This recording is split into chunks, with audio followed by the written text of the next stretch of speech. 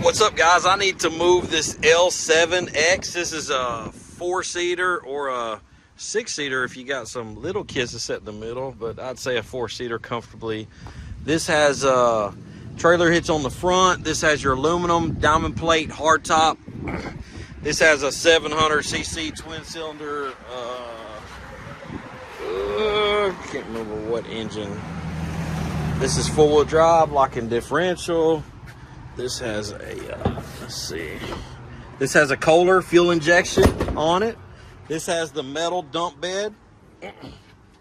This has the upgraded tires on it. And man, I need to move this out. This is a leftover model. It's brand new. It's got trailer hitch on the back. This will be a good, this is 88% of this entire buggy is made in the United States. I love the rear cup holders. Man, these are nice units. Y'all come get it.